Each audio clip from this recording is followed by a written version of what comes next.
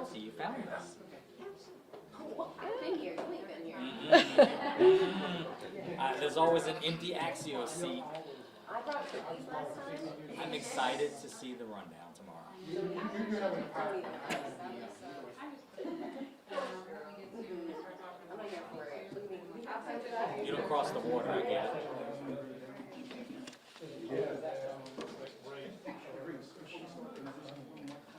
So, okay, I'll have you over in the background, and then are y'all gonna move it to this slide here in a minute? Okay.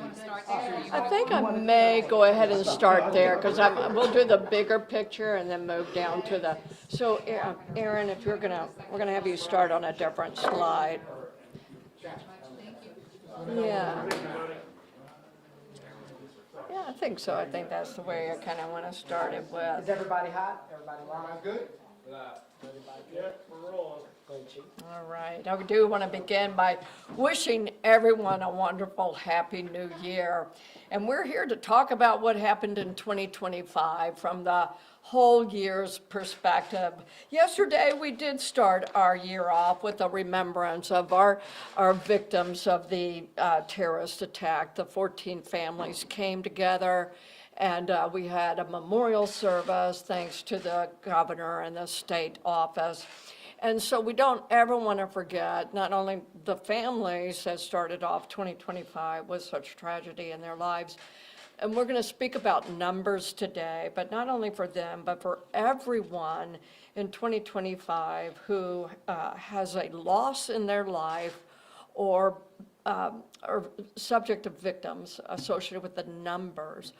Numbers tell a story, but they do not. They represent real lives, and they represent real hurt and real pain. And so, but we must use numbers to also tell us a story about our directions and what we've done and accomplished. And so we're going to talk about 2025, and I'm going to put it in perspective over a 3-year period of time. Because in 2022, as we all need to be reminded of, New Orleans, unfortunately, was deemed the murder capital of the United States when you do the per capita comparisons around all the cities in the country. Since 2022, we've had an amazing story to tell. And the numbers, as I say, help frame that conversation. And we want to start by directing you to the graph, because graphs can, in a visual way, really distinguish the impact that New Orleans is becoming safer and safer every year. So specifically, between 2024 and 2025, our murders stayed somewhat the same. We did drop. We dropped from 125 murders in the year 2024 to 121, which only represents a 3% drop. But the good news in understanding context is that that actually represents a considerable drop from 2022. It represents a 55% drop in murders in a 3-year period of time, every year going down. Also, the good news about that is that our murders didn't spike again, nor did they totally drop out. That would be somewhat to be a bit concerning when we see peaks and valleys, is what I'm trying to say, when you see peaks and valleys. But I also want to qualify by saying that we believe that our strategies are working and that this is the fruit of the strategies. Our policing style in the city is precision-based. We are targeted about who does these crimes in our community. We do not fish with the net, where we just try to catch everybody, stop everything that moves. We know we fish with a spear gun, and that's the difference, because we know who does the harm in our city, and we focus on them, and we don't try to stop everybody, because that can be harming in its own ways. So For our murders, when you also take out and the victims of the terrorist attack, because there have only been 3 cities in this country since 9/11 that have experienced true terrorist attacks. It is such an unusual event that we want to show great honor to those victims. And so we don't put them just totally in the pool of our data. So when you remove the victims of the terrorist, our murder rate has dropped to 14%. That excludes, with respect, the terrorist attack victims. But our city is also unique in that most of our homicides, our murders, are a result of gun violence. And so when you even look at gun violence data, we've only had 89, compared to 112 murders by gun violence, which is a 21% drop from 2024 to 2025. So again, we use subcategories to inform us about our strategies, how to use our strategies, and so that is a significant drop as well, just for gun violence. When we look at non-fatal shootings, these are, again, focus on the gun violence in our city. We've dropped from 194 from 200. That's, again, only a 3% drop, but when you look at it over a 3-year period of time, what you will see is a 59% drop, significant drop in a 3-year period of time. Our armed robberies, as you know, is another one of our major violent crimes that we track closely in our city. So between 2024 and 2025, we experienced a 28% drop on top of the drops that we had the previous years. So for the 2022 to 2025 number, that comparison, we have had a 70% drop in armed robberies, which is a crime of violence. And then the last one that we track for you is the carjacking. Carjackings between just last year and 2025, so I'm going to give you 2024 to 2025, that was a significant drop of 35%. But when you look at carjackings over a longer period of time, we're down 64%. So you can see we're building, or at least staying steady from last year to this year, but over the trends, and we look at the trend lines, those are the most kind of informative, are the trend lines. So you'll see from 2022 to today, we've had incredible drops of crime, major crime in our city. So with that, I'm going to actually ask, if I may, our council member Green is here, and if I could just turn the podium over to you for a few words, and then after council member Green, I'm going to ask our director over our data systems to talk with you a little bit about how our numbers are going to be tracked differently this year because of our new record management system. So I'm going to give her a few moments at the podium. Okay. Councilmember Green, thank you. Thank you very much, Chief. And I am here today to recognize and to applaud the decreases in especially violent crime that have taken place in our city from last year to this year and also 2022. Chief used the word remarkable, and I like to say that, in my opinion, it's something that should have happened some time ago, because New Orleans does not have to be a place that is considered the murder capital or the crime capital of anything. We're a city where people enjoy themselves, they enjoy each other, and we should be able to enjoy our city in safety. But some of those numbers are very, very impressive. And I want to look to you all and say, especially to the media, that the word should get out that the city of New Orleans is a safer city than it was in 2022. That's important. I want the business community, I want the people who are living in our communities to know that we are very sensitive relative to victims of crime. And our priority as a system is designed to be efficient so that we can make sure that there are fewer victims of crime. In fact, I'm the founder of an organization called Voices of the Victims of Crime. We hear you, the victims of crime. So I'm not belittling anything by saying things are better, because in your situation, you have issues to address. But our city is safer. And I want to thank the members of the New Orleans Police Department for the work that they have done over those years and just in general, because they are a reason, a strong reason, the most important reason in some respects why that crime is down as it is. Just this couple of weeks, I will tell you that we still have issues in our city. For example, on New Year's Eve, unfortunately, I was at the scene of a homicide in the 5th District, but the New Orleans Police Department, for example, has made significant arrests because the investigative tools that they're using and the way that they're using them is having tremendous benefits. We ask for constitutional policing, constitutional investigations, constitutional arrest. We don't want anybody's rights to be violated. And I think that everyone would agree with me that our New Orleans Police Department is being recognized for a good reason, because we are seeing constitutional policing, constitutional arrest, and constitutional investigations. I'm also very pleased that the New Orleans Police Department is working so well with officials on a state and federal level.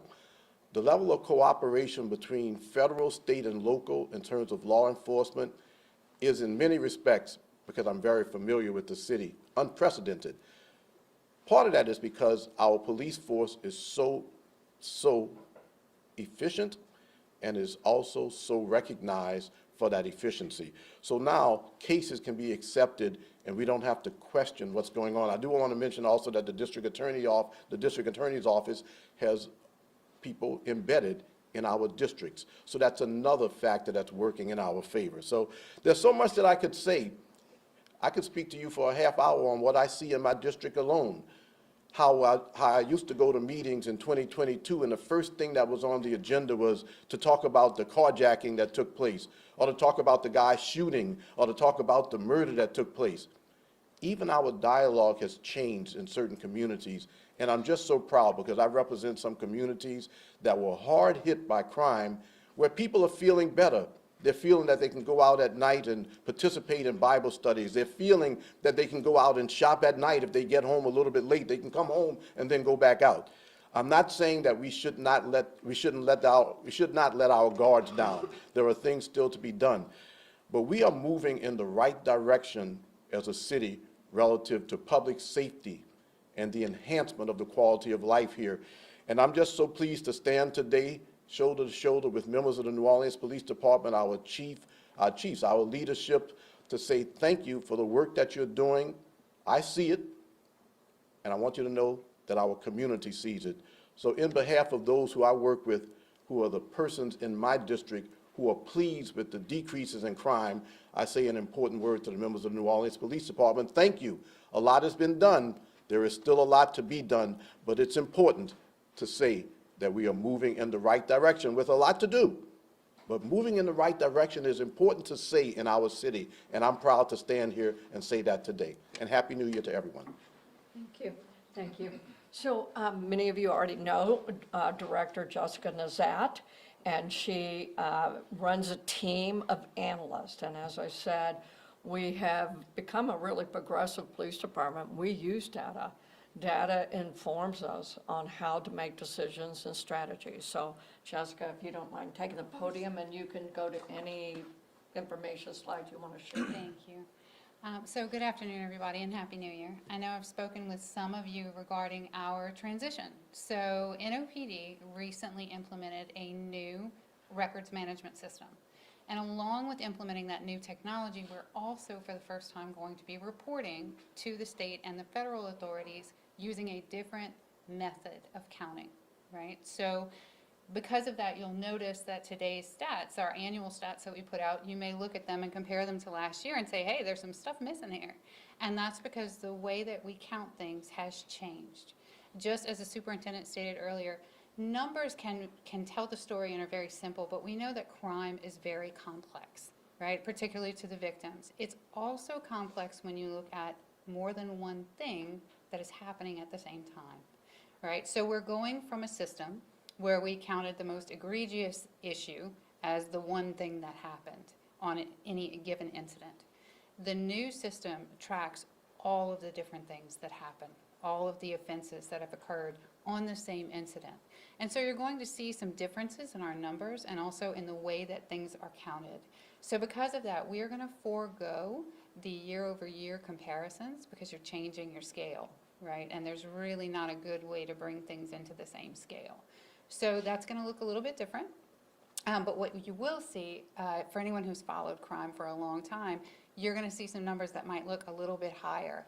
And I want you to always keep in mind that we're counting now the things that actually occurred, not just the one thing that was the most egregious that happened.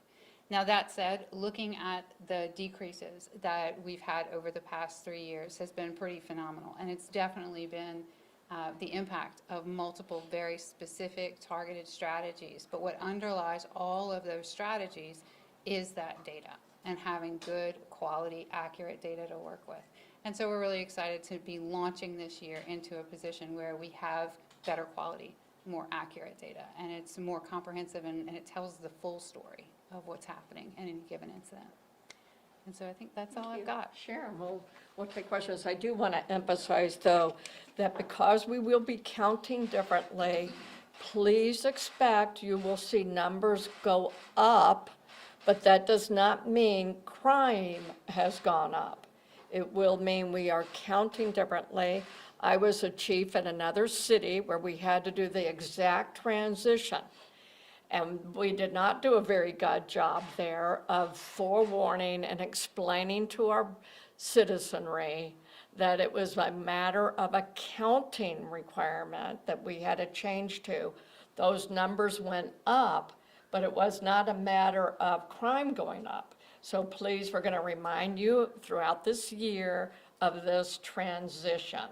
And at any time you have a question about that, we'll put numbers in context for you. So we are now happy to take any questions that you have, and I have our whole team here, as you know, so any one of us might answer the questions. So I'll let Let's you. start with Channel 4. Okay. Hello, how are you? Come up a little closer for me. Happy New Year. You might have seen President Donald Trump said that crime is down in New Orleans, really kind of regarding the National Guard. Can you talk about that aspect? Because for most of us, we see mainly National Guard in the French Quarter as opposed to embedded in the rest of our community. Sure.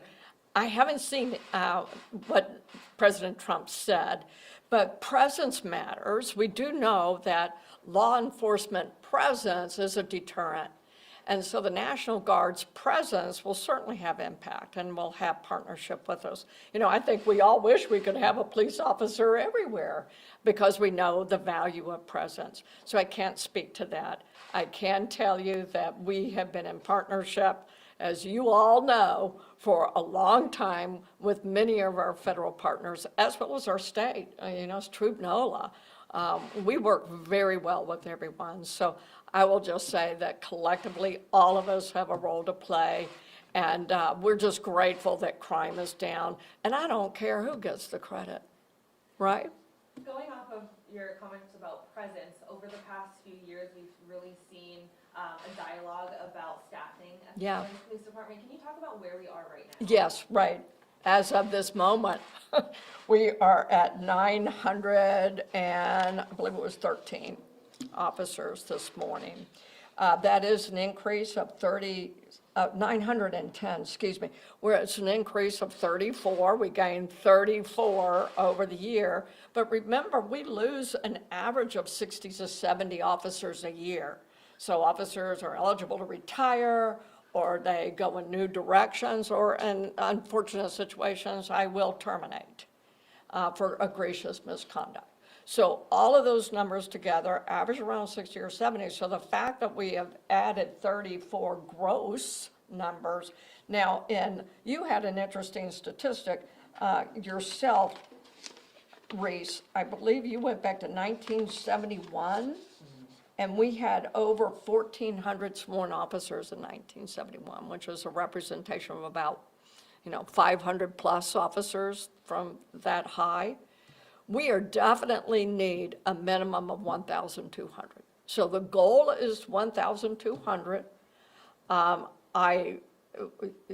We want to hire you. We are interested in the public applying. We're going to have a job fair this Saturday. We want you to come out. And we want to take a look at you, but please know, there will be no reduction of standards. There will be no lowering of standards. You have to, as a matter of fact, winners are attracted to harder teams to get on. So if you think you're an elite player, give us a shout, because that's who I want to talk to. But we won't know unless you come to the table, okay? Channel 6? I'm just going in order. Yeah. Just- Thanks so Okay. much. Yeah, hey. Hi, nice to meet you, Melissa Gomez, I'm with Channel 6. I know you mentioned some of the crime that happened over the new year. There's several shootings and unfortunately a homicide as well. We're wondering if there's any update on the status of the 4-year-old that was shot in New Orleans, Louisiana right now. This is the chief over the detectives over investigations. Go ahead, chief. So that 4-year-old was shot, was in critical condition, was in grave condition the night that he was injured. He's since been stabilized. He's still in critical condition. He's not out of the woods yet. Our investigators and our investigation continues, and we are actively looking for a suspect right now. And when the time is appropriate, we will share with the public who that is if we need that help. But we're actively looking for an individual right now. Thank you so much. Yeah. Mag? Chief, I can read you President Trump's statement. Okay. A follow-up question about that. He said, quote, "The governor of Louisiana called, great person, and he wanted us to help him, as you know, in a certain very nice part of Louisiana, and we've done that. And it was a rough section. And we have crime down. I understand it's down to almost nothing already after 2.5 weeks. New Orleans is down to almost nothing, and we've only been there 2.5 weeks. We do know that there were 10 shootings in the first 3 days. Yeah. Can you speak to the difference about policing in the French Quarter in downtown and the difference of policing in maybe the 7th District where we see these shootings pop up?" Right, obviously, the nature of New Orleans is downtown is an entertainment environment. And so people come collectively in groups, there's drinking. So you're going to have different risk factors because of that. You'll have more people in close proximity, you have more alcohol and drugs, you have people who are attracted, who want to do harm, are going to be attracted to a place like that. So we may have weapons more down in an area like that versus a part of town that is residential. You're going to police it differently. You're not going to see groups of people so closely together. So they're not really apples and apples, it's apples and oranges. And every neighborhood's different, and every neighborhood deserves police protection. And so you don't police every neighborhood the same. Different issues impact different neighborhoods, as you know. Can you give us an example of how the National Guard is helping your officers, primarily downtown where we're seeing them? Presence, yes, I mean, literally staffing matters, and when you don't have enough officers to be able to actually literally be on the street, walking the promenade, because you got to remember, and it's context for people. The 8th District is a policing district, and it's not just the French Quarter. And so we have to have officers who are in cars responding to crimes in the 8th District that are not in the French Quarter. And so not every police officer assigned to the 8th District is in the French Quarter, and not only the French Quarter, and keep in mind, there are 3,000 people who are residences of the French Quarter. And so they have, the needs for police services too. So officers can't just all be in the French Quarter, and it's just a matter of a context to And that. lastly, Chief, would you agree that that section where the National Guard is deployed is a rough section of New Orleans? I probably wouldn't say that. Wouldn't be my characterization of it. How would you characterize it? I think it's an area that is entertainment, and therefore it will bring a certain risk factor that's different than another part of the city that has a different risk factor. So that's the way I would say it. As a matter of fact, I actually think that people should want to come to New Orleans for the entertainment. I think locals should want to come, and I think you should want to go down to the French Quarter.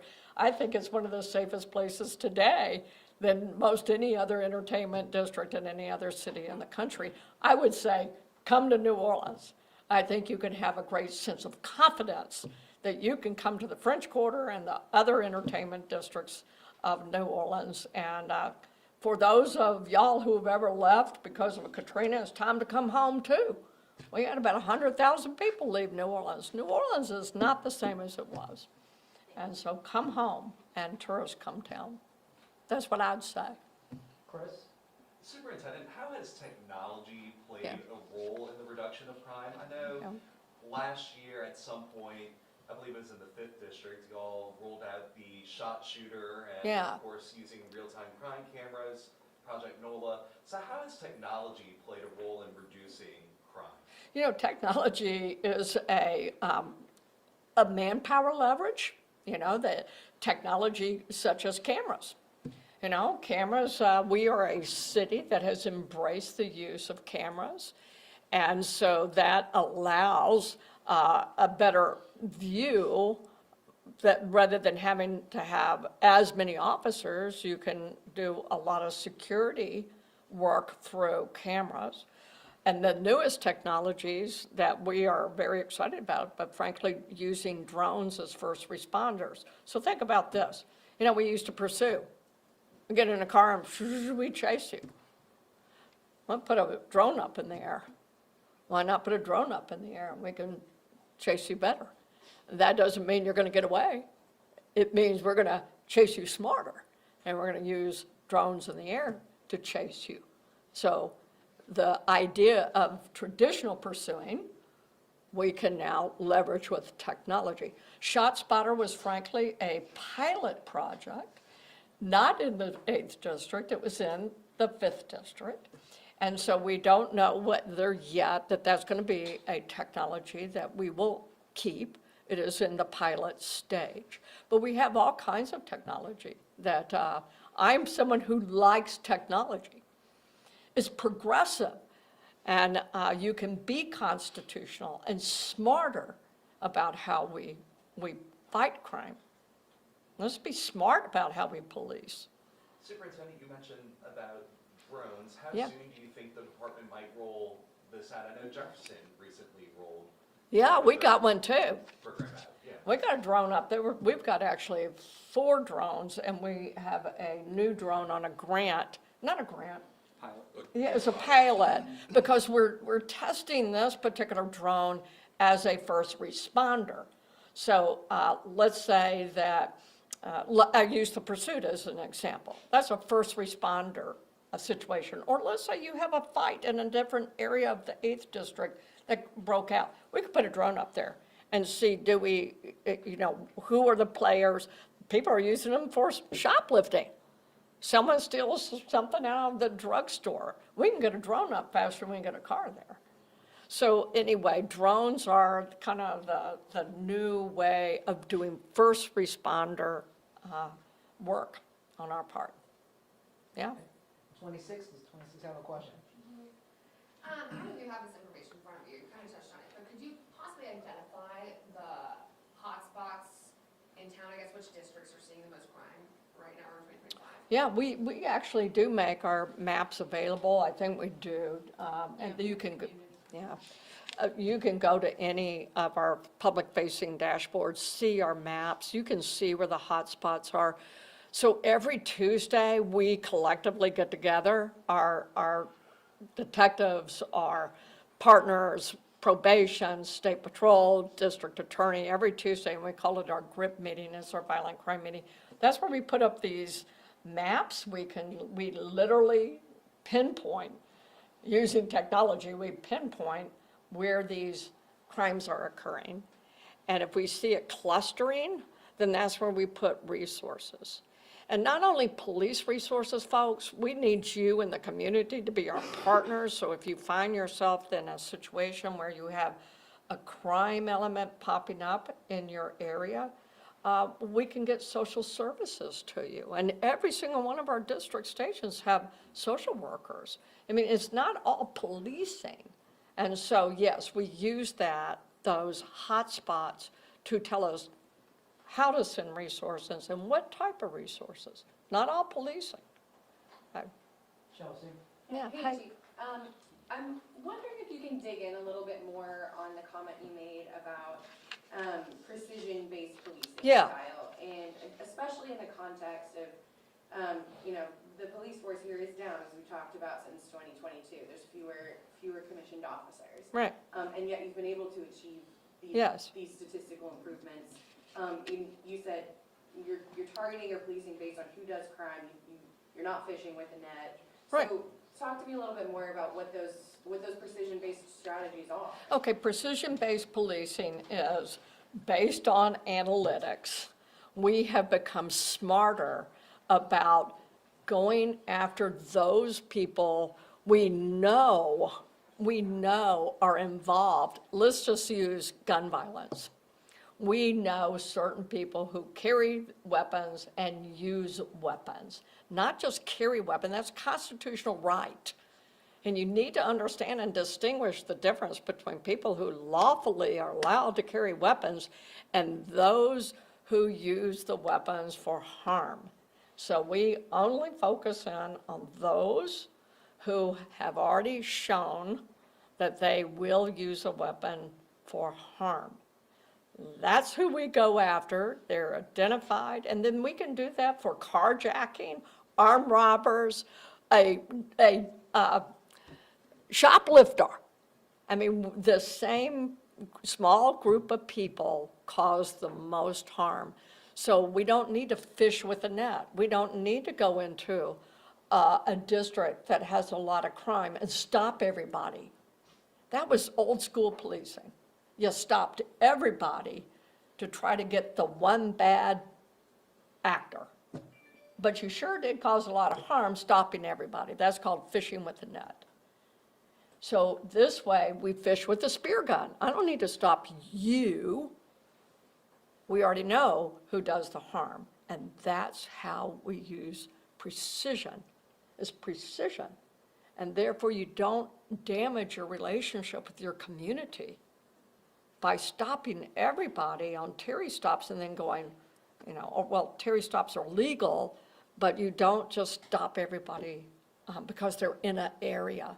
There are a lot of really good people who find themselves in areas that may be prone at this time for crime, and that they're good, honest people, and most of them are. Why would we stop you? Because I'm looking for the one bad actor? I don't know. I don't like that type of policing. Jack? Yeah. Chief, are National Guard troops needed outside the French Quarter to improve public safety? You know something, they're under the control or the chain of the general and primarily the state police. I think that there are intentions to use them in some of these other areas, like you talked about, where there is a high hotspot of crime. I think that they are a benefit. Any presence that keeps people from being a victim, they don't have police power, so they can't arrest anybody. But if they prevent a crime by their presence, I'm all for the safety of the city. As long as it's constitutional and ethical, then you will have my support. So just to follow up on that, do you anticipate guardsmen being deployed outside the French Quarter? I anticipate it, but I have not been told that it is actually going to occur. So I'm actually, I'm word specific, and you asked me, do I anticipate? I would anticipate, however, no one's called me and said this is where we're sending them, and they don't answer to me. Okay, and one follow-up as well. How much of the crime drop over the past 3 years would you attribute to Project NOLA's facial recognition technology and cameras? They don't have facial recognition technology, Sorry, to my knowledge. Project NOLA, Yes. which is the private company, does. And so they are allowed to receive that information directly, and we have guardrails. And Yeah. I guess just to clarify, I was asking how much of that organization, how has that organization's technology improved public safety, and would you consider it significantly responsible for the drop in crime? They're not the only responsible for the drop in crime. We all have a part in it. It's like one body. Are you the hand? Are you the foot? Are you the head? What are you? We're one body.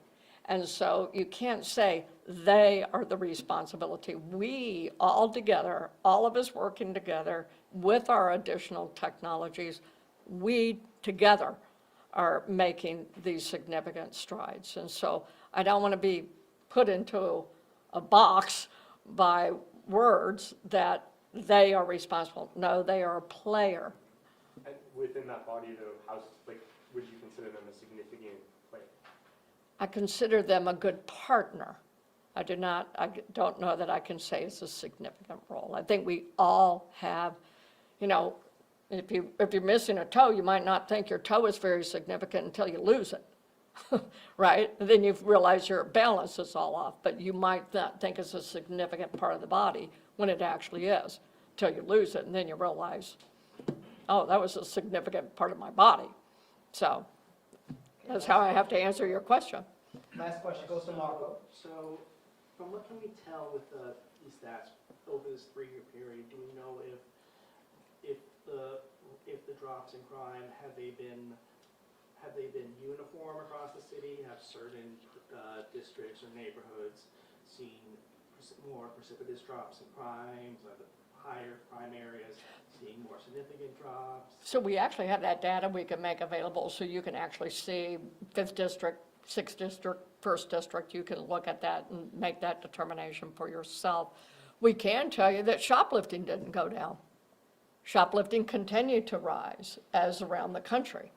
A lot of that has to do with the corporation's policy of not calling the police or not stopping shoplifters. And that's also, a lot of shoplifters are people who have more social challenges, like they may be unhoused and are hungry, or they may have mental health issues, or they may, whatever it might be. So totally different dynamics that impact why do people shoplift. And so you will see those stats. And yes, and we have all kinds of stats we're going to make available to you if you want to see them in a minute. So Aaron, do you have that one that shows your? We do have that information available, we can provide Okay. after we're done. We'll send you. Yeah, Okay. it's okay, Amanda, go ahead. question. And just one vague question for you, Chief. Yeah. We know that they're putting out some concrete barriers, Public Works is out on St. Charles, and we're kicking off the carnival season tomorrow. Can you give us a snapshot without that SEER rating? How is public safety being addressed this carnival season? Oh, without this, now we do have the SEER 1 rating for the second week of Carnival, which is great. We want to let you know that we did get that, it's my understanding. Was it pulled back? Yeah. Okay, we requested SEER 1 for all of Carnival, and of course, we didn't get that. But we are grateful that we got SEER 1 for the second part. Now, we're going to have a huge staffing like we did for Sugar Bowl. You're going to see a lot of presence. You're going to see what I call my sea of blue, which is our police cars will be lit up with blue lights. And that's actually a strategy, folks. That is a strategy of the community knowing we are out there, and the bad elements know that we're out there as well. So we are going to have our partners, like our federal partners will be out there. Our parish partners will be out there. So we're going to have a very large presence. We're going to be bringing in all of those drones. We're going to have air support. We're going to have things much like you saw last year, okay? Barriers, all of that. We've been talking about that. We are planning, and we are definitely got very good plans for that. We're going to have a great carnival. Y'all come to New Orleans. We want you here. Anybody else with a question? Can we ask just about New Year's, how it, Yeah. overall, how New Year's? Oh, it's great. This year went, I know we were all obviously worried, and I saw a lot of police officers out there. Yeah, no, we thought it was great. I mean, I was out there until the early morning hours on both nights. We thought it went very, very well. We heard really good feedback from visitors from out of town. We heard it from the locals as well. We heard really good things. There are always going to be, but we didn't have anywhere near the events as we did last year. So we've shown that we can present a safety package for people that they can be confident that you can come to New Orleans.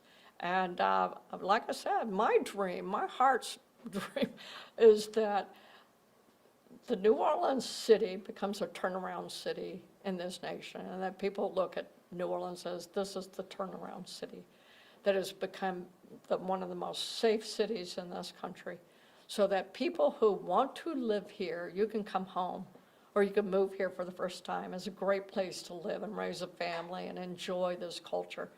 And then for those who come to visit globally, you know, we want New Orleans to be like the place to come.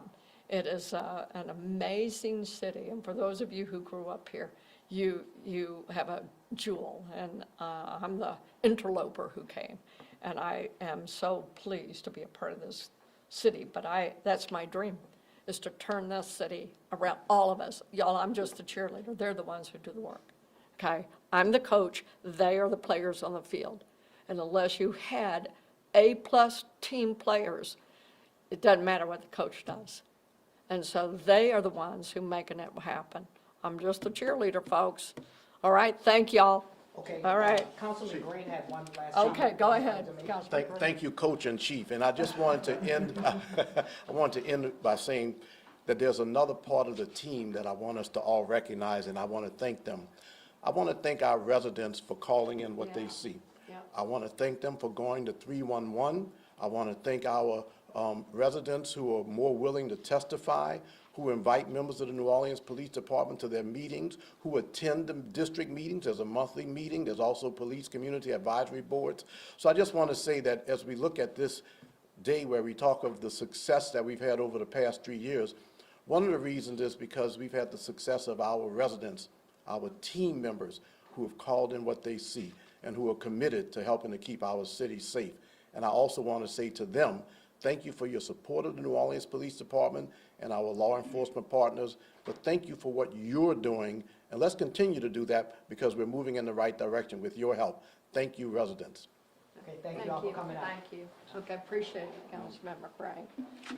And y'all get those.